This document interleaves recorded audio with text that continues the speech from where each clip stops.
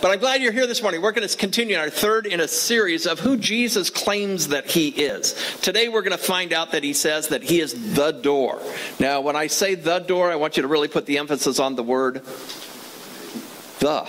Yeah, the door. Not a door, not some door, not just any door. He is the door. And we want to find out what he's really talking about there. But before we get there, let me ask you to think for a minute.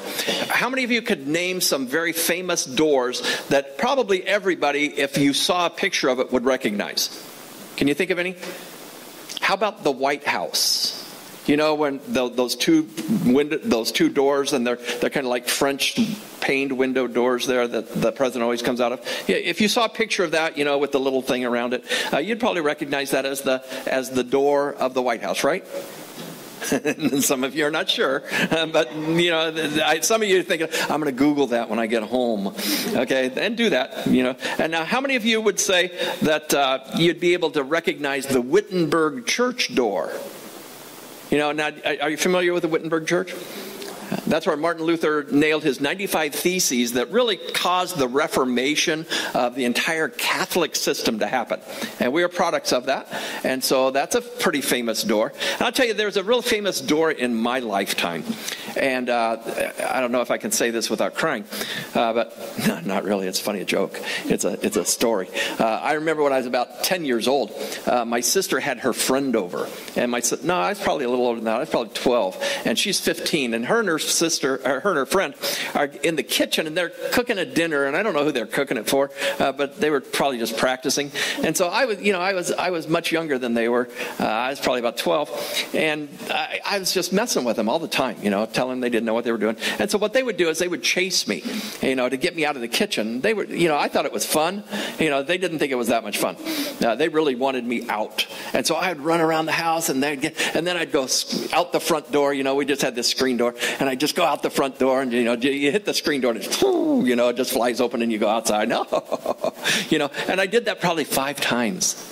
And finally, they chasing me around the house, and I came running out the front door, and boom, I hit that front door, and I just came falling back on my back. Well, little did I know that they had locked the door, you know, in their divisive little plan here. And I remember I'm flat on my back, and I will never forget that door. Why do I remember that door? Because it was not open, okay, and it would not open. How many of you have ever walked into a screen glass door? Okay, yeah. In fact, this is another great door story of our little young family. Our daughter Jenny had her friend over, and we had put on this big addition on the back of our house. And so we took the sliding glass doors out, and we put in French doors there, you know, that opened out into the thing. But we were in the process of doing, actually, we hadn't done that yet, had we? No, we still had the sliding glass doors in there. And this girl had brought her sleeping bag over, and she'd left it out in the family room, and they were going to sleep in Jenny's room. And so we all go to bed, and we think that the girls are just, you know, having a great time, going to bed, being sleepy, quiet, and everything. And so we're in our bed, and we wake up to this crash. And Brianna, the girl that was sleeping over with Jenny, had forgotten her sleeping bag out there, and all night long they had been going in and out that door because it was open. And what we did was we wanted to conserve our heating, so we closed the doors so we didn't heat that room out there. And she, in the darkness, walked right through the plate glass door. Now, she hit it, and there was, honest, this is just kind of a sidelight. There's this shard of, all the busted part is out here, but there's this glass that comes down like this. And I thought, when I saw that, I thought, if she had fallen forward, it would have cut her right in half. Famous door in my life. Now, why was that a famous door in my life? It was a closed door that was broken. Now, we're going to be talking today about some things that Jesus says. He says, I am the door. Now, in verses 1 through 10 of chapter 10, he says, I am the door. And at the end of that, in verse number 11, he says, I am the good shepherd. I am the door. I am the good shepherd. Now, does that sound to you a little bit like a mixed metaphor? You know, I'm a door, I'm a shepherd, you know, which is which? Well, I know this is a bit of a stretch, but I thought, you know, mixed metaphor. Here, I'm going to read a few to you, because you know the taglines to this, right? A leopard can't change his spots. Now, Al Gore said, a leopard can't change his stripes. Do you remember that, Al Gore? Yeah, a leopard can't change his stripes. Like, what? You know, he doesn't have stripes. How can he change his stripes? Okay, another one. And this is by David Beck, famous American labor leader. Maybe not so famous, you probably don't even know him. But it says, a rolling stone gathers no moss. Who said that? That's right, gathers no moss. But he says this, a rolling stone is worth two in the bush. Huh? Yeah, that was, a little mixed metaphor. Australian radio personality John Nutting reported that an ex-girlfriend of his said this, a stitch in time saves nine. Yeah. She said, a stitch in time is worth a pound of cure. Little mixed metaphor there. Okay. And contestant on American Idol said this, I was so excited my heart skipped a beat, leapt, whatever. No, but her heart fell out of her stomach. I don't know what it was doing there, but if your heart is ever in your stomach, you might want it to fall out. I don't know. I guess it depends on where it goes after that. Okay, how many of you are real familiar with Cher? Anybody that goes by just one name, they're pretty famous people. Okay, and that, well, I'm not going to get into that. Here's Cher. She says, I've been up and down so many times that I feel as if I'm on an elevator. Yeah, on an elevator, would that work? Okay, she says, I've been up and down so many times that I feel as if I'm in a revolving door. Revolving doors go around, right? The last time I knew, they don't go up and down. Elevators go up and down. But, we might think here that Jesus is kind of mixing his metaphors. Now, today we're going to talk about he is the door. Next week we're going to talk about the good shepherd. And we're going to show that Jesus is really talking about a context here. If you look back at chapter 9, Jesus is attacking and not necessarily attacking, but he's exposing the religious leaders of his day. And he's talking about the genuineness of their leadership. And he kind of calls that into question. And so now, and he puts that all in the context of the leaders of Israel, the people that are the religious leaders of Israel, should be shepherds. Now, what do shepherds do? You know what shepherds do? They do three things. Okay, they lead their sheep, right? And in fact, I was talking with a guy one time that had been to Israel, and he said they was on a tour bus, and he saw these three shepherds walking out, and this huge flock of sheep, and he thought, wow, that flock of sheep is so big that it requires three shepherds. But he said they got to a fork in the road, and one of them made a little whistle, and a third of those sheep followed him. And they came a little farther, and the two shepherds that were left came to a fork in the road, and one of them gave a little signal, and his sheep got out of the fold and followed him, and the third guy just led his on. And he said that the leadership of the shepherd was so recognizable by his sheep that, and let's be honest, sheep, are they smart animals? No, they're not really bright animals. You know why? You know how you can tell? I've told you this before. You gotta write this one down. Okay, you know that sheep are not smart because you never see them in the circus. Okay, they can't be trained to do tricks. They can't do tricks, and so they just, the sheep are just not bright because what do they need in order to be full-fledged sheep? They need a shepherd. They need somebody to lead them. And you read Psalm 23, and we're going to do a little bit of that today. But what does a shepherd do? He causes them to lie down in green pastures. He takes them beside the waters. He lets them graze. They can't do that on their own. They've got to figure it out. They can't figure it out. They need a shepherd to show them where to go and how to do it. So they need a shepherd. Second thing a shepherd does, he leads, he feeds his flock. Okay? And that's what the shepherds of Israel were designed to do, to lead the people to follow God and to teach them, to feed them spiritually so that they'd have the resources to do it. And then the third thing the shepherd does is he protects his flock. Okay, and they had two weapons. One was a club, we call it a rod, and the other was a staff. Now, the rod was a defensive weapon, and the defensive weapon was used to ward off all of the animals that may come and attack the sheep. Okay, so he would use the rod to whack them and to hit them and do whatever that was necessary. The staff, if you think of Little Bo Peep, and she has a staff, the staff has a little crook in it, kind of like that. And he would use that to rescue little lambs that would wander off and maybe get caught in a thicket or get down in a ditch or something, couldn't get out. And he'd cradle them and pull them out. Now, that's a pretty good imagery, right? So Jesus is talking to these leaders of Israel, and he's telling them, you guys are shepherds of the people, but you're really not doing the job that you're supposed to do. And so he calls them into question in chapter 9. Now, in chapter 10, he starts out and he says this. He says, truly, truly, I say to you, he who does Awesome. You've passed the first test. How long has that been up there, though? A while. Right on. I like honesty. Okay, truly, truly, I say to you, he who does not enter the sheepfold by the door, but climbs in by another way, that man is a thief and a robber. Now, what he's saying is, you guys, you leaders of Israel, you shepherds of Israel, you're the thieves and robbers. Now, did they take kindly to that? Now, if I told you guys, you're thieves and robbers, would you take it? No, we wouldn't take kindly to that. Nor did the leaders of Israel at that time. Now, there's something, in order to understand the context of what Jesus is talking about here, that we have to understand. And that is this whole idea of a sheepfold. You know what a sheepfold is? Could be a flock. A flock is contained in the sheepfold. Now, the sheepfold is a container. And what it does is it contains the sheep. Now, it was a kind of a walled thing that was out in, there would be a hill or whatever, and they would carve this thing out where you couldn't get in except by the opening. Now, they didn't have a door like we know that hinges and opens and closes, locks and latches. We don't have that kind of door. What we have is an opening. The sheep would always come in at night, and they would go through the sheepfold opening. Now, that's the door that we're talking about here.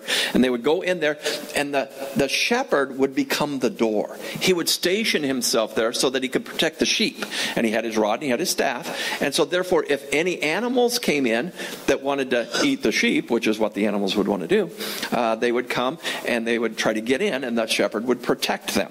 Okay, so now the sheepfold is a walled edifice. Now, when Jesus talks here, he's going to talk in verse number 2. He says, but he who enters by the door is the shepherd of the sheep. Okay, the guy that comes in through the door, through the front, plain sight, is the shepherd of the sheep.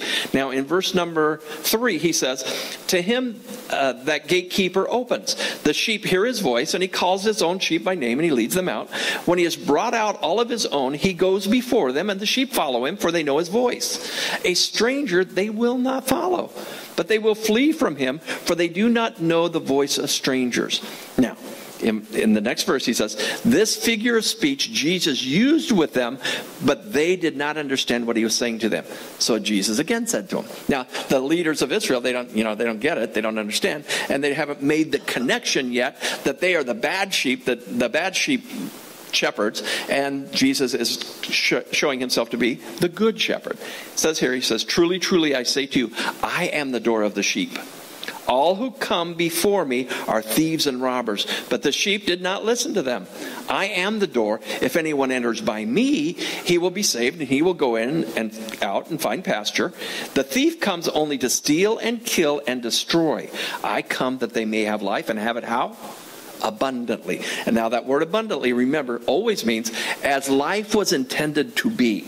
Now, God is the creator of life. He's the giver of life. So, therefore, he's the one that knows best what life is supposed to be like. And Jesus says, I'm the door. I'm the gatekeeper. I'm the protector. I'm the entry point. I am the way that you get to this abundant life as it was intended to be. So, let's take a look at the door as a picture of several things.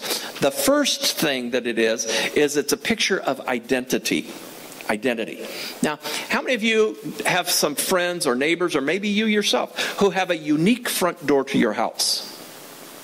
Okay, do you know anybody?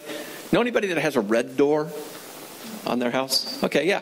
And so when you tell people about how to get to your friend's house or to your house, you say it'll be the house that has the red door. Okay, it becomes an identity factor for you. Okay, so therefore, doors are often, in fact, I'll say almost always, the way that people will enter your house. Now, if you're out working in the garage or something, they could come in through the garage, right? And in my house, a lot of people go around the back and come in through the back, come in through the pool. But generally speaking, that's the identity point. If you knock on the door, I remember this door. How many of you ever have gone to a house the second time and say, I'm not sure, but this looks like the door? You kind of know that stuff because that's what you see when you're standing there waiting for the people to open. So you have a little time. You can kind of get familiar with it. And so you recognize it the next time around. Doors are the first point of contact with a building most generally. Now, like I said, there are some famous doors. The White House door, the Wittenberg Church door. And so they become very recognizable and factors of identity for that dwelling place. Okay? Now, how many of you have ever said, I'm the third door down on the right? Have you ever lived in an apartment? Okay, we're the fourth door, we're the upstairs and the door on the right. And we use doors as identity factors, don't we, very often. And so Jesus is saying here, I am the door, and he's saying there is an identity factor here. Now, Jesus, the door, one cool thing about this is that he accepts all callers. You knock on his door, and that door is open to you. And so therefore, we can kind of contrast that with, how many of you would knock on the White House door? None of you would ever knock on the White House door. You know why? Because you would get arrested long before you got to the door. You get arrested on the lawn, and they have dogs, they have guards, they have men with guns, they have people stationed on the roof. You're never going to get to that door because there's no access to you at the White House. Now, it's sad to say, it's a protective thing, and I understand all of that. However, when it comes to Jesus as the door, there is access granted to everyone. Everyone has access to that. Now, here's a fill-in for you. Is it already up there? Jesus doesn't say he will open the door. He says he is the door. He is the door. So therefore, the identity is with Jesus, and the passageway through which you gain access is through him. Now, is this kind of exclusive? Is it? Because there's a belief out there that says all roads lead to heaven. Correct? It doesn't matter what religion you are, just as long as you're good at it. As long as you're faithful to it. Is that true? Because if that's true, then what Jesus says here is false. Because he says, I am the door. I am the door. He's not a door. He's not opening a door. He is the door. And in fact, if you read elsewhere in the Bible, he says, I am the only door. In fact, we're going to get to a place here in Acts 4:12 that talks about there's salvation in no other name under heaven given among men by which we must be saved. Jesus is the only way. So I want you to know that when we think about getting to heaven, can we do good enough works? Can we be good enough for heaven? Okay, how good do you have to be to get to heaven? Perfect. Yeah, you have to be perfect to get to heaven. And so there is a way. There's two ways to heaven, I always say. You can be perfect. Could be perfect, or you could be forgiven. Okay, and through that forgiveness process, through Jesus, the only one who can forgive is the way to heaven. So therefore, when we say he is the way, it sounds exclusive, and you'll find people that write about Christianity today who would say, well, that's just too exclusive. There's got to be other ways to heaven, and there's got to be other roads. And all good religions lead to heaven. Well, Jesus says that's not true. And so, but really the truth is that no matter what our past is, the door is always open to us. There's always access, no matter what your history has been, no matter where you've been, no matter what you've done, no matter how you've gotten to where you are currently today. That door is always open. Okay, how do you get to the door? Well, you get to the door through Jesus, and you get there by knocking. Okay? Knocking and asking, and we'll get to that. Okay. Now, there's a second thing here that this door shows us that is a picture of, and that is that it's a picture of rescue. Okay. Now, in the Bible, you'll see a word in a lot of Christian literature. You'll see a word called salvation. Salvation. What that means is that you've been saved from something. And I've asked you this 1,000 times, but I'm going to ask you again. What do we need to be saved from? Ourselves. Yeah, we need to be saved from ourselves because we think we know best, right? Okay. How many of you have ever come to that conclusion that I know best? I'm the only one. Yeah, okay, thank you. Yeah, I mean, I kind of know best. You know why I think I know best? Because I've been around a long time, and I've seen the less than best. And so I think, well, I know best. My kids, I tell them what's best. And sometimes they have to learn on their own, don't they? I had to learn on my own a lot of times. And so therefore, when we come to this thing about rescue, I have to be rescued from my own sense that I know what's best. And I have to rely on God to tell me what is best. Now, when I say I know what's best, what am I doing? I'm elevating myself to the position of being God, at least in my own little kingdom. And God says, I want to be the God of that. In verse number 9, it says this, and let me get to verse number 9. I am the door. And Jesus says, I am the door. If, and there's a conditional statement here, if anyone enters by me, he will be saved and will go in and out and what? Find pasture. Okay, that's what it says in verse number 9. Jesus says, I am the way, and I want you to circle that word the, because that's an important factor. It's not a way, it's not some way, it is the way. that we get into the sheepfold. If anyone enters by me, and that word if means that there might be some people that don't enter by me. And we know that to be true today, don't we? There are some people that don't recognize Jesus as a legitimate way to gain access to God and ultimately eternal life in heaven. There are some people that don't believe that. So therefore, Jesus says, if anyone enters by me, he says there's a sure thing here. And the sure thing is he will be saved and go in and out and find pasture. There will be safety, there'll be security, there'll be all kinds of things there in the sheepfold for him. Now in Matthew chapter 7, verses 13 and 14, and I've just written some of these references there for you in your program, in your outline. So make sure you look these up. I'll read it to you here. It says this. And I don't have a slide for it either. It says, enter by the narrow gate. For the narrow gate is wide, and the way is easy that leads to destruction. Let me start back. Enter by the narrow gate. For the gate is wide, and the way is easy that leads to destruction. For those who enter by it are many. Okay, so now we've established a wide gate, right? Wide gates are good, right? Why are wide gates good? Easy to get through, a lot of traffic, easy to find, and you can take everything that you have with you. The wide gate. Okay, think about that. You can take everything you have with you through the wide gate. You don't have to slim down. You don't have to lose weight. You don't have to do anything. The white gate's white. I'm not saying anything here.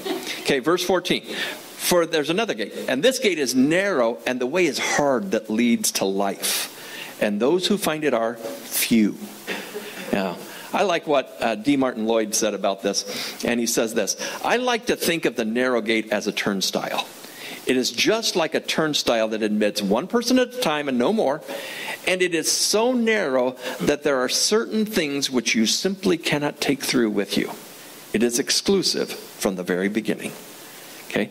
Now, think about a turnstile. Have you ever gotten caught in a turnstile? You know?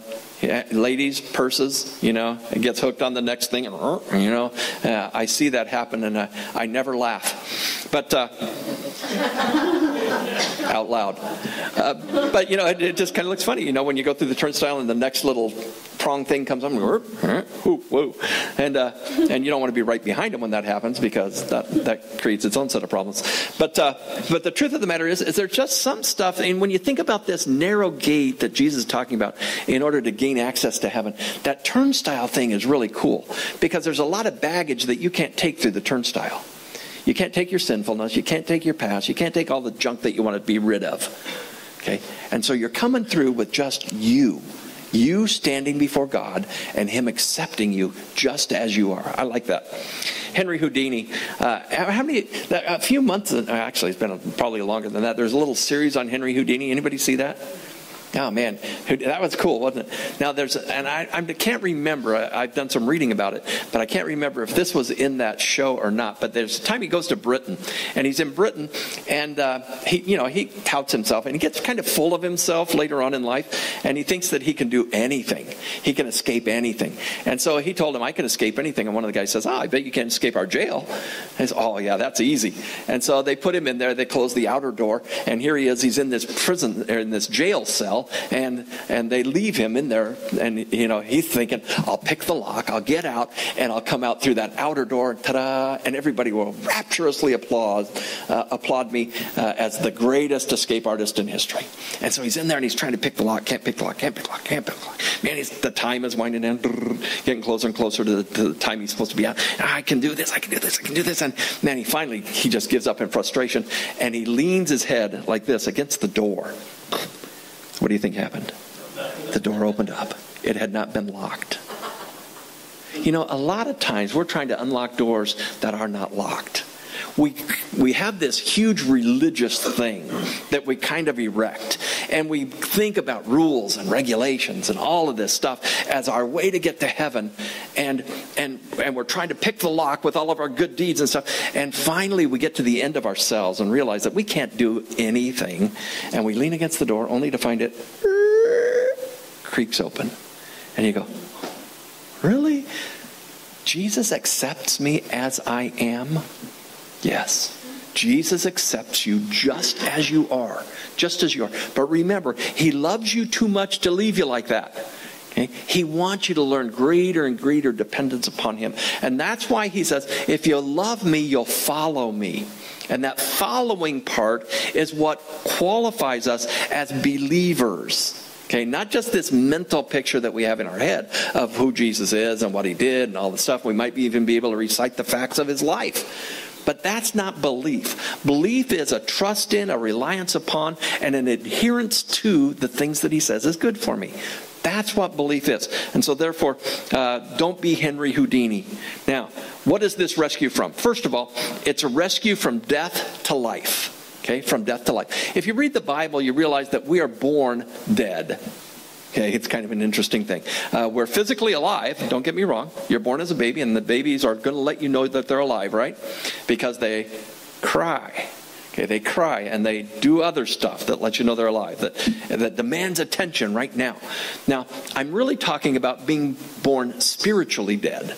Okay, with no connection to God. So when we're born kind of predisposed to disbelief in God. Okay, because God is not alive in us. So therefore, when we get this rescue, we get rescued from that dead situation to a situation in which we are alive. We're alive to him. We have connection with him. And when we're alive to him, we hear him. We speak to him. We have a relationship in which we respond to him. Okay, so don't just think that it's a one-way deal. You know, I go to church, I figure out how to live right, and I'll go out the next week and I'll live right and somehow gain the approval of God. That's not what it's about at all. It's about coming to learn to connect with him in a real way, recognizing I once was dead, separated from God, and now I am alive. I can know him, I can hear him, I can respond to him. In John chapter 3, verse 16, what does it say? For God so loved the world. Now, the world is what? This earth that we inhabit, and the people who inhabit it is what he's referring to. Not just the globe, but the people that populate it. So he says, God so loved the world that he did what? He gave his one and only Son. Okay, that's Jesus. Okay? So that whoever believes, and now what is believe? Trust in, reliance upon, and adherence to. Okay? So that if we believe in him, we will have what? Everlasting life. Okay? We will have everlasting life. And what does that everlasting life mean? That we won't perish. Perish means that we will die separated from God. Okay? So if you died separated from God, you would perish. Because you would never fulfill what God had intended for you to become and be.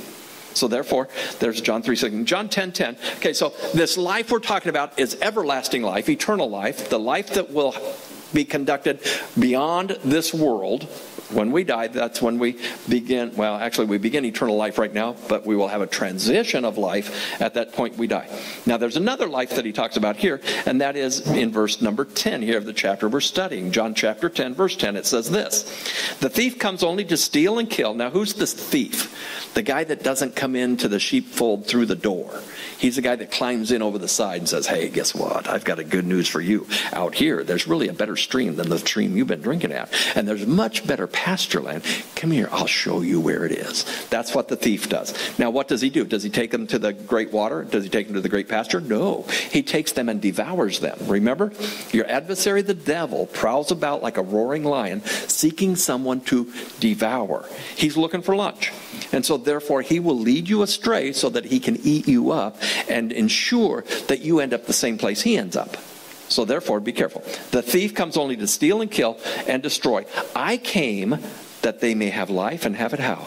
As it was intended to be.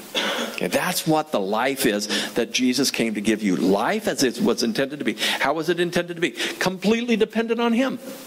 Okay, we like to be independent. In fact, we're getting ready here in a few months to celebrate the 4th of July, which is known as Independence Day. I'm not a big fan of Independence Day, to be honest with you. Because I would rather it be renamed as Dependence Day.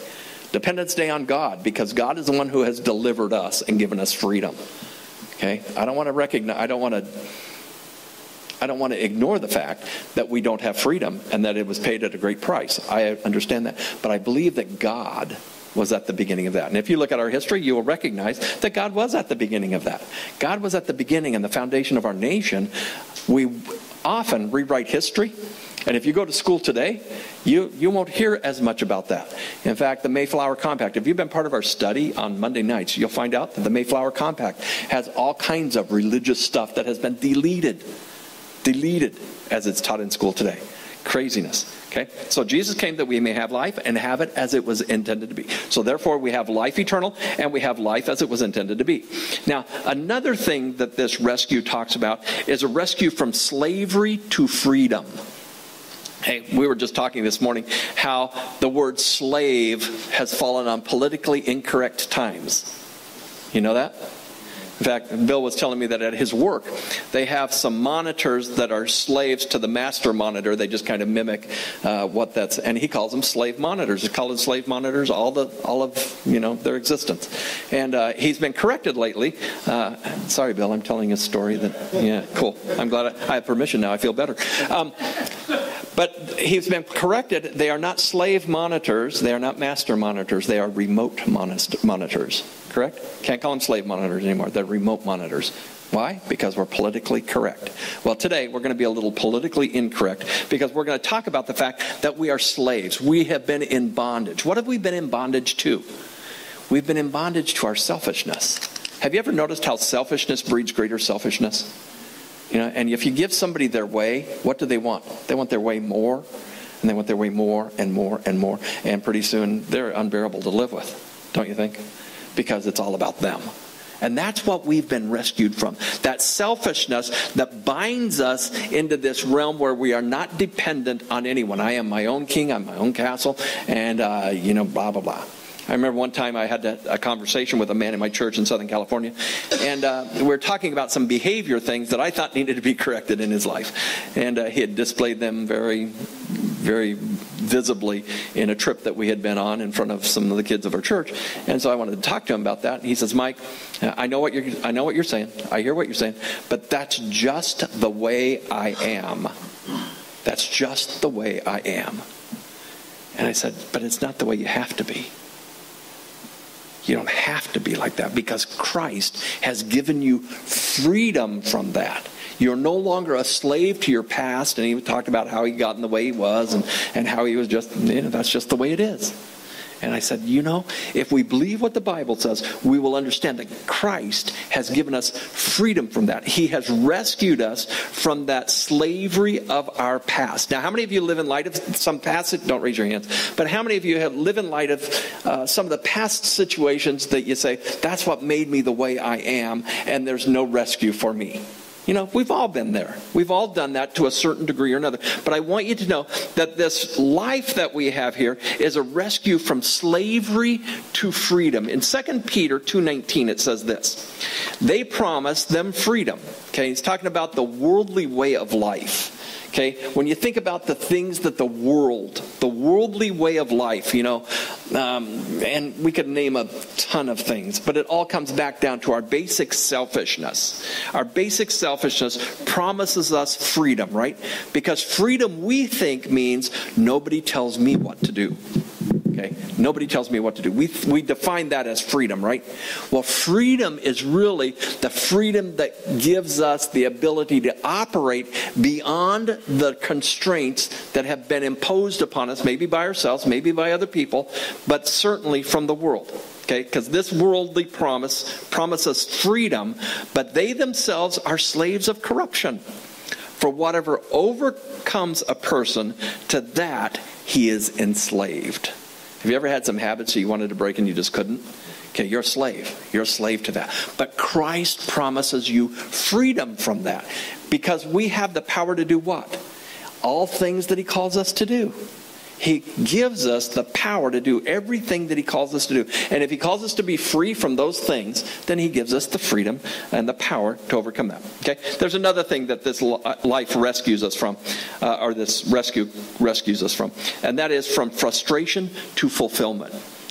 Have you ever tried to be your own king for a long time and you just get frustrated because you can't get where you need to go? because you lack the power to do that. You lack the power to really be everything that you know you should be. And so in Psalm 23, 1 through 3, it talks about this. And it says this: the Lord is my shepherd, I shall not want. When the Lord is my shepherd, I have nothing withheld from me. I have no wants, because everything that I need is given. Therefore I am fulfilled. I shall not want. He makes me to lie down in green pastures. He leads me beside still waters. He does what? He restores my soul. He restores my soul. Because when we get independent from God, our soul becomes corrupt. And when our soul becomes corrupt, our soul is this. It's our mind, our will, our emotions. It's that part of us that gets corrupt because we start thinking wrong. We start thinking, I am the king of my castle. I think I need this and I need that. Okay, and so therefore I start thinking wrong. My mind, my will, I start wanting the wrong stuff. Have you ever wondered what life would be like if you just had the right want-tos? I want to do the right thing. I want to do, how life would be different if I just had the right want-tos. What brings frustration? When I have the wrong want-tos. I want to be independent. I want to win the lotto. I want to, and I just buy all the tickets and I just can never win. It's so frustrating. Okay? And so that frustration we can be rescued from that and we can have fulfillment. And the last verse here that I want to read to you, he restores my soul. He leads me in paths of righteousness for his name's sake. He leads me to do the right things, not for my own self-motivation, not for my own self-promotion, but he leads me to do the right things for his promotion. Okay, and when I get on that page, I find out that life is a lot less frustrating. And there's a lot more freedom. There's a lot more fulfillment. Okay. Now, I don't know how you feel when you leave church. Sometimes you leave feeling just a little sleepy. But sometimes I think you leave and you say, that was really fulfilling. Not because of what I do, not because of what I say, but because you've been in the presence of God and you realize that you have a bigger purpose in life. And you say, I understand now that I'm part of the bigger puzzle here, and I have some fulfillment in doing this. When we go to the park, many of you have gone to the park, and I've heard you say it, that was just so cool. It was so cool to be able to help some people. You know what? That's because you were fulfilled. You did acts of righteousness for his name's sake, and that was fulfilling to you. How many of you remember Mr. Holland's Opus? Remember the girl? What she played clarinet? Was it a clarinet she played? She squawked at or whatever. She had and she just couldn't play well. And she comes in. She's going to resign. She's going to give up the clarinet, and she wants to just pack it in. And Mr. Holland, he says, music is more than just playing notes. She goes, yeah, I know. I can't get the notes. I can't whatever. And he says. Let's just give it a try. So she gives it a try, and she doesn't do well.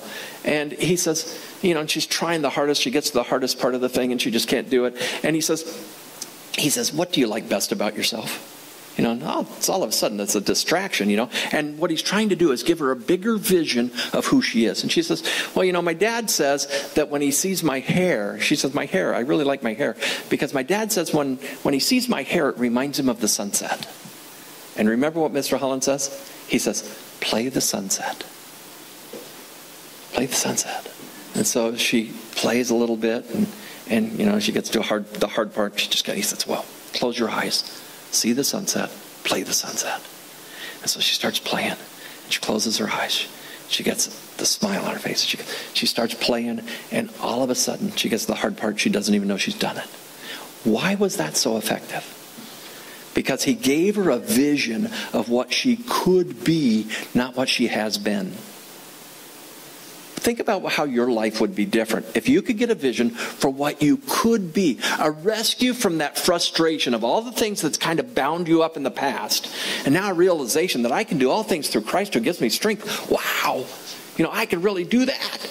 Yeah, and that's where fulfillment happens. And so remember, this rescue from frustration to fulfillment. There's a third thing that this is a picture of, and it's a picture of security.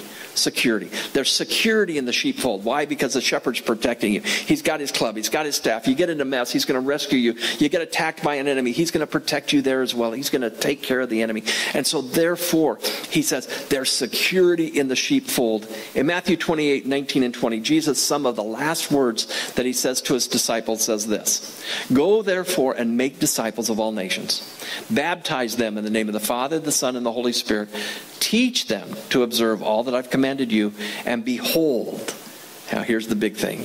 We put a lot of emphasis on that previous stuff. But here's some of the important words here in this passage. It says, "Behold, I am with you always." Always. There's not a time that I won't be with you. You ever felt like you were alone? You weren't. You weren't. And if we can learn to practice the presence of God and access Him all the time, we will realize that we are not alone. And Jesus says this: "I'm with you always to the end of the age." I like the King James Version because he says, "Lo, I am with you always." And I always use that as an excuse not to fly in a plane, because Jesus is not up with you high, He is with you low. That's not what it means. That was just a little joke. Okay? But He is always with you. Always with you. Now there's a fourth thing here that this is a picture of, real quickly. It's a picture of decision and division. Decision and division. Now, we don't like to talk about divisiveness, do we? But Jesus says that there are some people that are in the sheepfold, some people that are outside the sheepfold. That's the division. But there is also a decision to be made. And the decision is, are you going to enter or not? Okay, if you're going to enter, you're in the sheepfold. If you decide not to, and you have the perfect privilege to do that, He gives you permission to, then you're outside the sheepfold by your choice. But He says, "I am the way. You can come to me, you can enter." In Acts chapter 4, verse 12, it says, "And there is salvation, there is rescue in no one else. For there is no other name under heaven given among men by which we must be saved." Now, does that make it exclusive? Yeah, it does, kind of. But does it make it inclusive, that it's available to everyone? Absolutely. So you could argue both sides of that, and I don't know that it matters. But the truth of the matter is that Jesus says, "I am the way." And we're going to get, in a couple of weeks, we're going to talk about, He says, "I am the way, the truth, and the life. No one comes to the Father but through me." Jesus says that. So if people have a problem with Christianity being exclusive, always remind them, oh no, it's only one way, but it's available to all. So it is totally inclusive. Totally inclusive. So today, like I said earlier, I want you to make a decision. Are you in? You out? You want to be part of the sheepfold? Access that through Jesus. Now, how do we do that? How do we access entrance into the sheepfold? Number one, we recognize that Jesus is the door. Okay, He is the way. And we say, "Lord, I recognize you as the only way to get into the sheepfold, to get into heaven. Therefore, I confess to you that I've tried to do it my own way. And so therefore, forgive me for that. Forgive me for being my own God. And now I want you to be the leader of my life. I want you to show me the way, the truth, and the life, because I want to come to the Father through you."